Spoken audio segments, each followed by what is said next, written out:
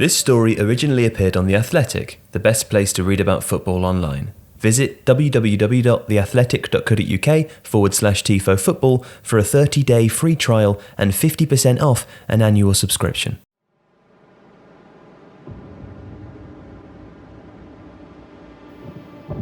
October has been a nightmare for Tottenham Hotspur. They conceded 10 goals in 2 games, turning a shaky start to the season into a crisis. Spurs look nothing like the team they were, and Mauricio Pochettino is under more pressure than he's been at any other point during his time at the club. So, is this the natural end of a cycle, or has something gone badly wrong? For years, Spurs were a side who gave everything on the pitch, who would press hard and outrun opponents, but not this season. In August and September, the story of the 2019-20 season had been their surrendering of leads in the second half, against Olympiacos, Arsenal and Leicester before the shock League Cup exit to Colchester. In October, things got worse, as Spurs folded in the second half against Bayern, eventually conceding 7 times, before barely offering any resistance against Brighton, who beat them 3-0 at a canter.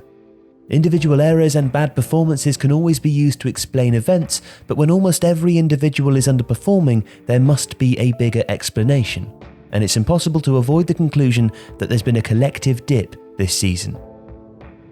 The team was always sustained by the commitment levels of the players, but when that commitment slackens, the whole structure falls apart.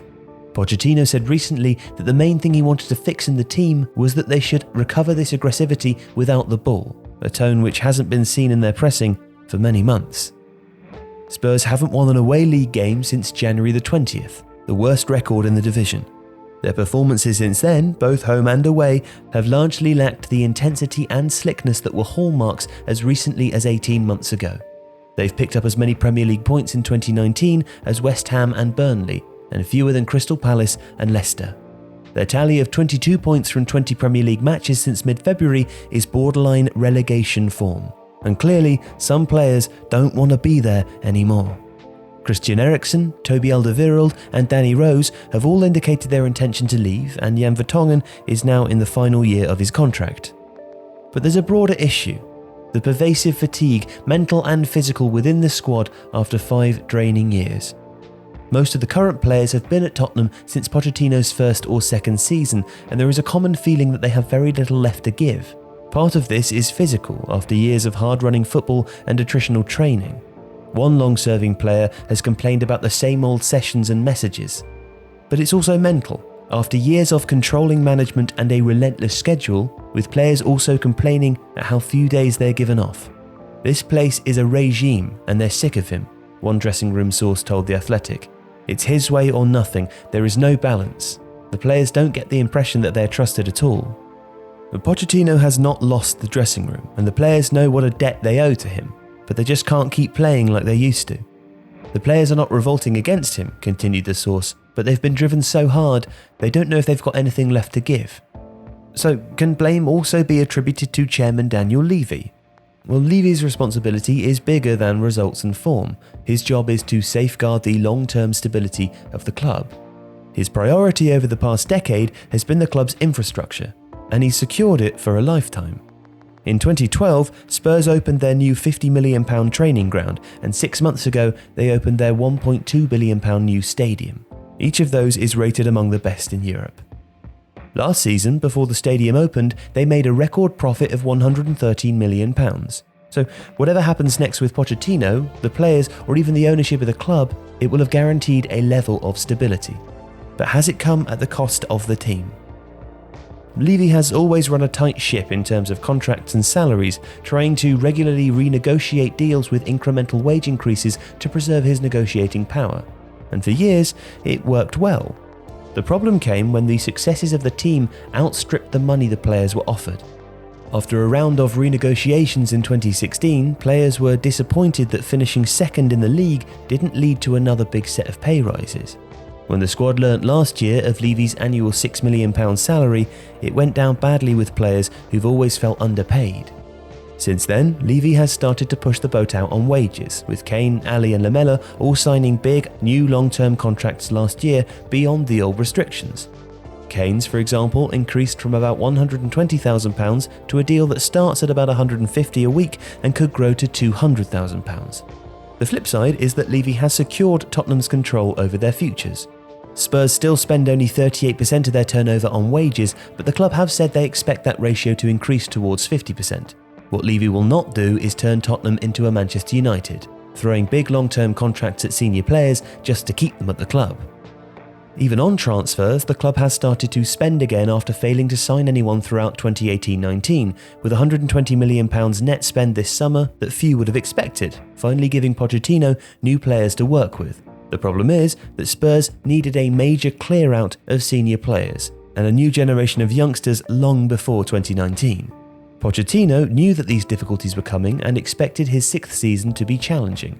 He knew how hard it would be to keep motivating the same players he's had there for years and to keep getting the same level of physical and mental application from them. No one is more conscious of the threat of staleness than Pochettino himself. He's been desperate to end this old cycle here and start a new one.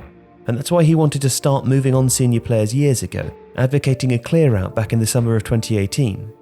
Rose, Alderweireld, Wanyama and Sissoko all could have gone, just as Eriksen and Aurier could have gone this year. But only Kieran Trippier and Fernando Llorente ended up leaving. Now Pochettino is left having to try to get more out of largely the same set of players that he's been working with for years, some of whom he wanted sold, some of whom are considering their next move. Pochettino also knows that during the course of his Spurs tenure, Liverpool and Manchester City have almost built new teams from scratch, and because they could never get rid of players, they struggled, at least until this summer, to get players in. This means that Pochettino is left with a squad that lacks the youthful vigour it had 3 or 4 years ago, preventing them from playing the way that it once did. The style has had to change in the past year, becoming slightly deeper, slower and less about pressing, and that more adaptable approach helped the team to get to the Champions League final, which was a triumph built from flexible management. This season, Spurs still have to be pragmatic. That is why there is a focus on recovery between games to keep the players functioning at a high level for as long as possible. Now, these are problems much larger than team selections and individual mistakes, and most of them are beyond Pochettino's control. But if there are legitimate criticisms to be aimed at him, then those concern the mood at Tottenham. He's always been an up and down personality, but more so than ever in recent months.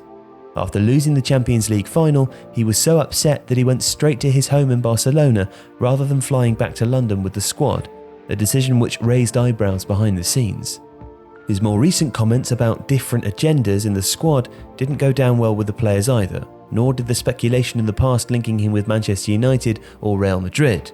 Some players hoped that Pochettino's latest contract in May 2018 would guarantee spending on transfers and on player contracts, which to their dismay hasn't happened. Trying to change the atmosphere might be the best thing Pochettino could do. This downturn is not personally his fault, but it's what happens when a group of players overachieve for so long until their motivation fades, with reinforcements arriving much too late and in too few numbers. The script for this video, written by Jack Pitt-Brooke and Charlie Eccleshare, was originally featured on The Athletic, the best place to read about football online. Whether it's more insightful long reads, dedicated local reporting about your team, or rich storytelling from around the world, you'll find it all in one place. And there's a lot more to today's story. So, to see the rest of it, get a 30-day free trial by visiting theathletic.co.uk/Tifo Football and get 50% off if you sign up for an annual subscription. To support Tifo, support The Athletic. Thank you for watching.